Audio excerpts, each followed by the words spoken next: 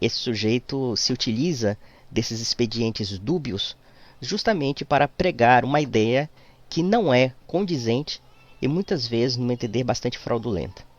O problema é que ele encheu o meu vlog de citações históricas completamente desconexas.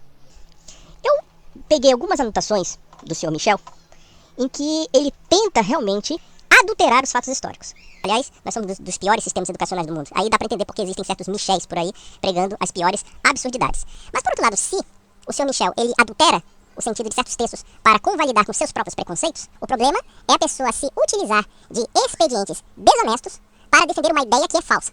Comprometido, esse é um vídeo que responde às acusações sobre as falsificações e fraudes que, segundo ele, eu cometi num diálogo de internet com ele.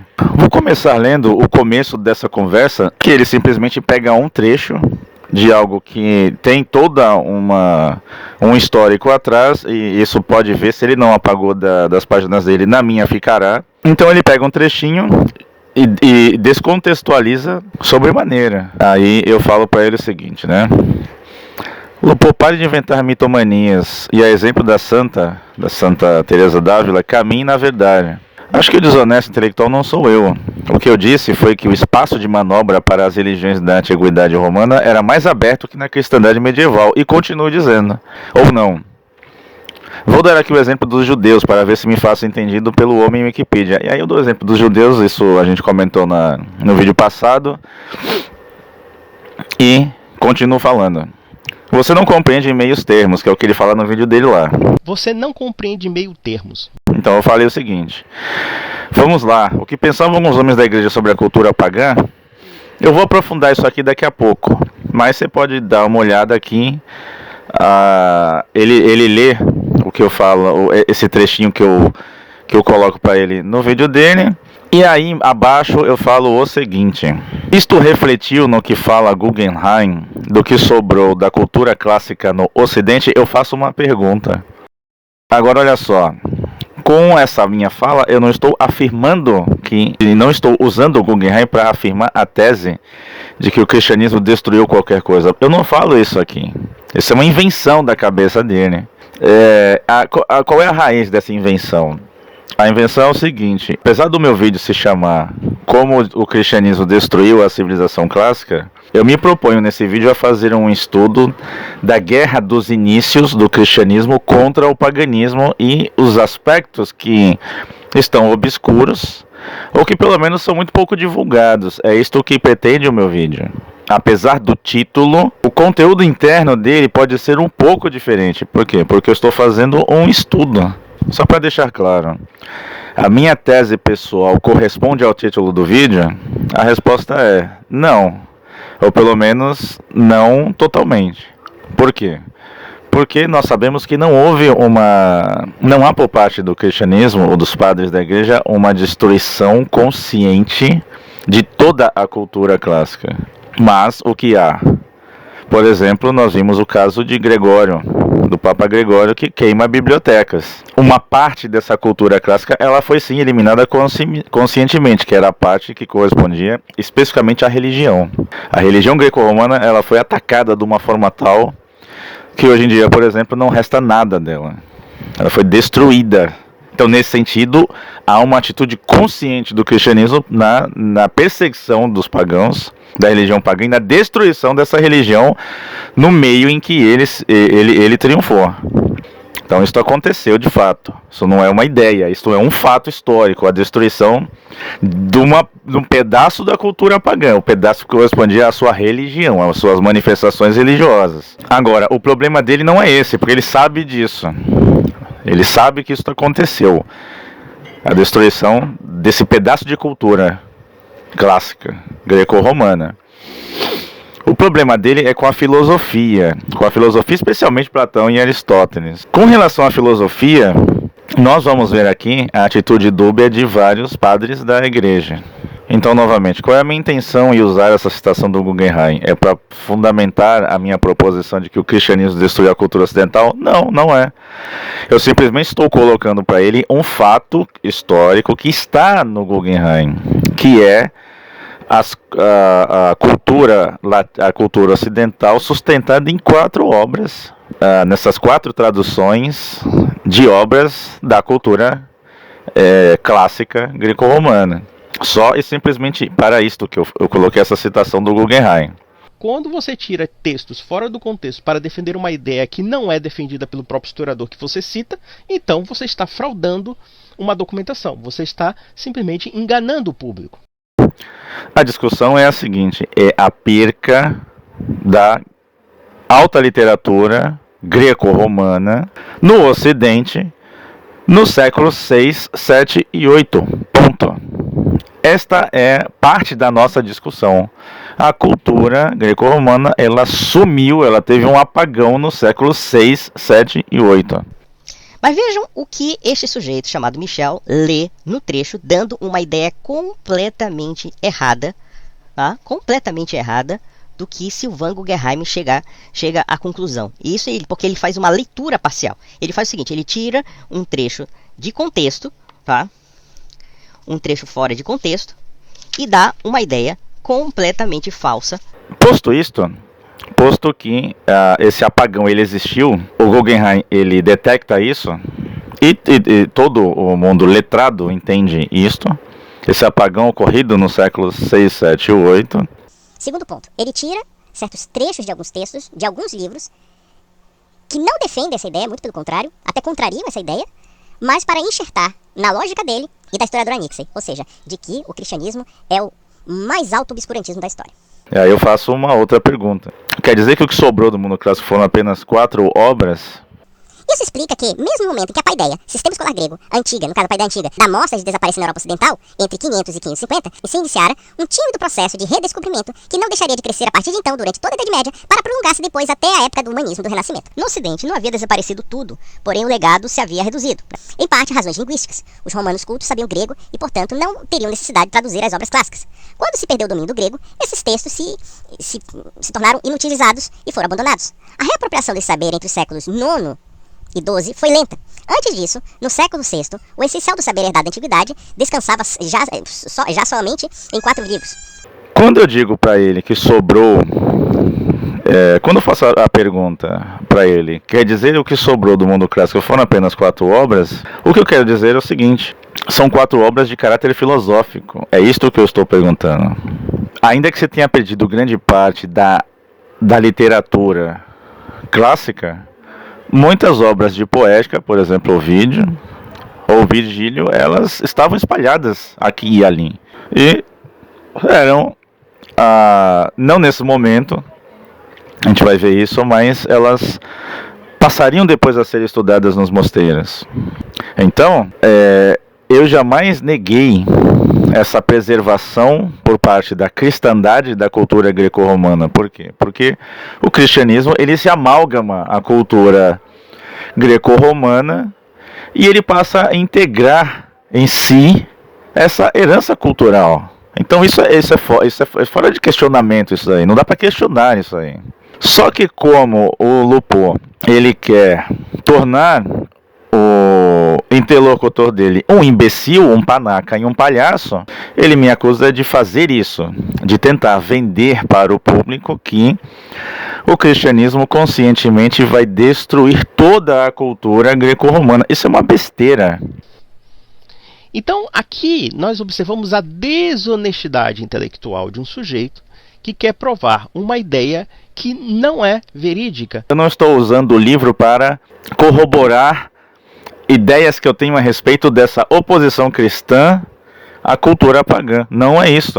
Não foi isso que eu fiz. Apenas usei a citação para corroborar a perca da alta literatura. A alta literatura filosófica, ela não está no meio latino.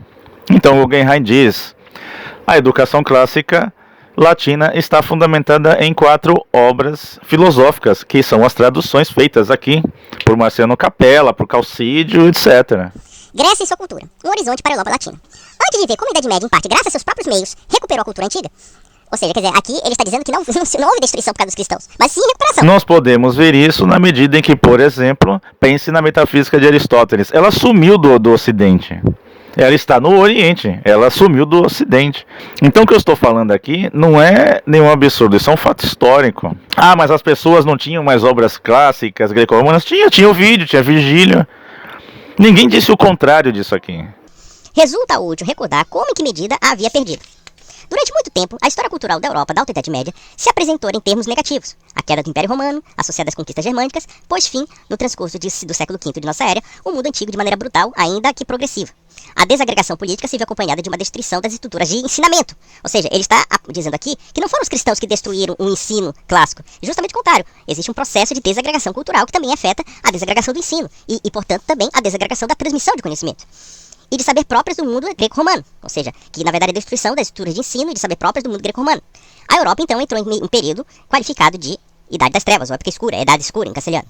No entanto, os trabalhos recentes dos estudiosos da Antiguidade e da Idade Média têm demonstrado que esse período dos séculos V ao VIII não foi tão catastrófico, quer dizer, foi catastrófico, mas não foi tanto.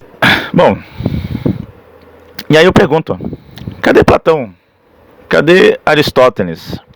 Olha só, se eu já estou citando... pensem só, se eu estou citando já que houve uma tradução do Timeu platônico por Calcídio, eu sei que tem Platão no mundo ocidental, mas é um Platão só, e cadê a obra inteira de Platão? Ela também desaparece. Nesse momento aqui não há. Cadê a obra inteira de Aristóteles? Nesse momento aqui, ele também desaparece. Depois, como o Guggenheim muito bem vai fazer essa historiografia da busca, essas obras vão aparecendo paulatinamente. Mas nesse momento, para o mundo de língua latina, essas obras estão perdidas. Esse é o apagão literário ao qual eu me refiro. Nem as matemáticas nem a filosofia destacavam nesse momento. O conhecimento do grego vai se diluindo, os livros são cada vez menos habituais e saber antigo já não é mais acessível mais do que uma forma de compilação.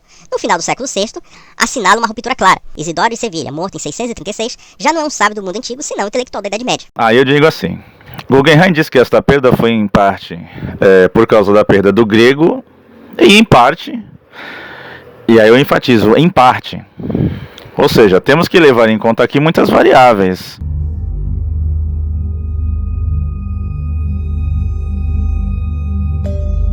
Historiador da educação Henri Marot escreveu que por volta do século VI a cultura ocidental rastejava no chão.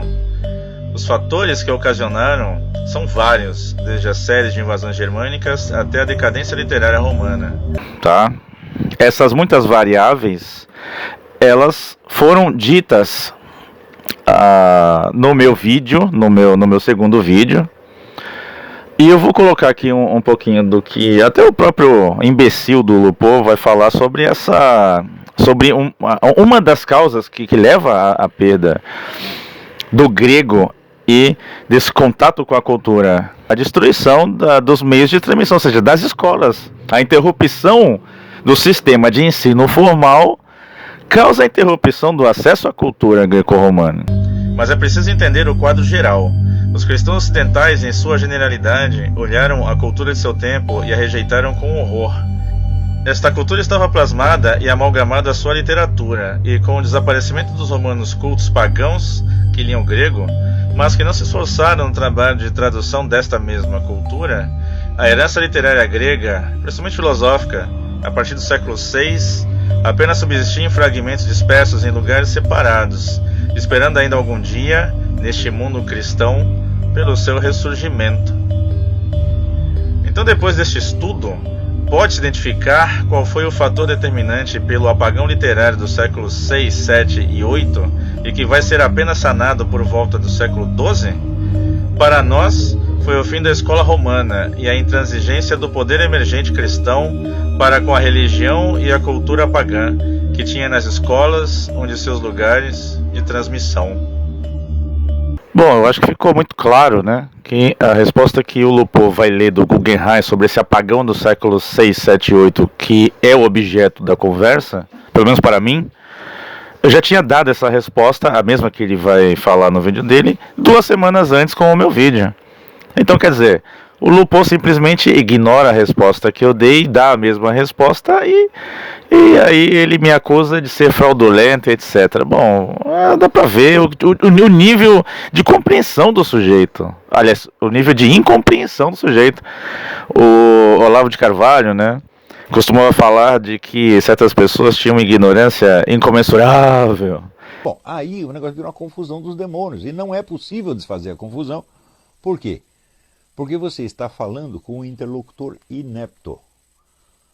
E nenhum discurso pode infundir capacidade no seu interlocutor. Uma coisa que o Guggenheim não vai falar, não disse no livro dele, mas que eu postulo através de alguns indícios, é que parte dos motivos que levaram não ao fim do sistema escolar formal, mas a não criação e a rejeição de um sistema escolar formal já no período do triunfo cristão, além do desmonte que vai se originar das invasões germânicas, porque escolas, 3 tipos de escolas foram criadas pelo cristianismo: as cenobitas, as episcopais e as monacais. Tinha escola, só que eram escolas para formação de padres, não era uma escola para educação geral, ok? E um dos fatores da rejeição da criação de um sistema regular é a rejeição da literatura clássica a qual se baseava para a transmissão de conhecimento. No meu próximo vídeo, eu farei uma compilação de padres da igreja que se opunham ao ensinamento greco-romano. Quanto à citação que eu fiz do Fustel de Coulanges, bom, o Conde resolveu vir a meu favor e explicar para o público dele exatamente o sentido que eu usei naquela frase. A incapacidade dele, aliás, a canalice dele em ler da forma que ele bem entende as coisas que a gente fala para ele, torna o debate, na verdade, isso foi uma conversa de chat de YouTube, não foi um real debate, eu não pude me explicar ali, eu estava na página dele, ele usou os meus textos do jeito que quis, mas, muito interessantemente, ele acabou explicando nesse vídeo novo dele qual o sentido que eu tinha dado para o texto que eu mandei para ele. Vamos ver o que ele vai falar sobre o cristianismo com relação ao mundo antigo? Vamos lá? O fato é que Fustel de Coulanges, mas mesmo, por exemplo, Daniel Hopes, eles vão chegar à conclusão mesmo que o cristianismo introduz novos conceitos que são completamente desconhecidos pelo mundo clássico, inclusive os conceitos do indivíduo. Eu poderia ser até mais ousado, não somente a questão do indivíduo, da pessoa, como também da personalidade. A primeira obra autobiográfica que nós temos existente na história é de Santo Agostinho, que são as Confissões. Ou seja, pela primeira vez na história nós temos um homem que fala de si mesmo, que fala do seu interior. Isso era uma coisa muito estranha ao mundo antigo.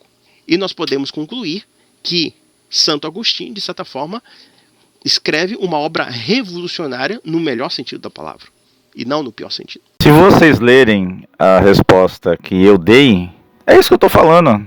O cristianismo tem um caráter revolucionário no mundo antigo. Ele fala a mesma coisa que eu, só que ele me chama de fraude. Esse cara é um palhaço. Esse cara é um panaca, esse cara é um burro.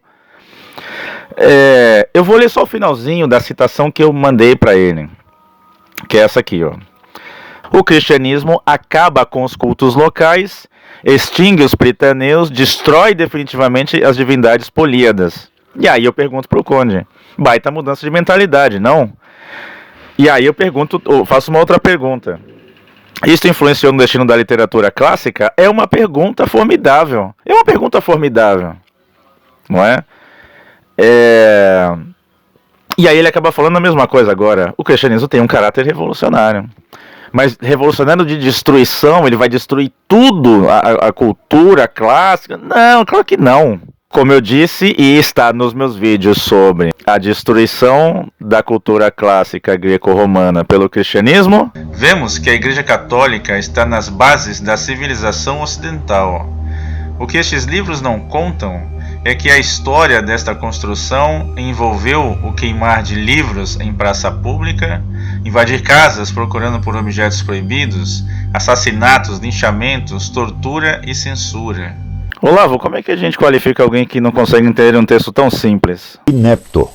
Então, meus amigos, para terminar esse vídeo, e ainda farei continuações dos temas tratados aqui para aprofundar a tese, podemos dizer o seguinte: apesar do título dos meus vídeos ser como o cristianismo destruiu a cultura clássica, tá? Nós sabemos, tá? Os melhores e mais equilibrados estudos, há outros, mas eu acredito que os melhores estudos mostram que, apesar da parcial destruição que o cristianismo vai fazer, e ele faz, por exemplo, com a religião pagã, boa parte da cultura, e aí cultura não só literária, mas cultura de uma forma geral desse mundo antigo, é herdada pela cristandade e é legada às gerações posteriores por ela. Isso é inquestionável. Eu não questiono isto, ok? O que há é o seguinte: é um estudo que nós estamos fazendo para verificar certos fatos e destinos que antecederam essa construção da civilização ocidental por parte da cristandade. É isso que estamos fazendo nessa sessão de vídeos. Bom, pessoal, nesse vídeo ficamos por aqui. Então, um grande abraço a todos e até a próxima.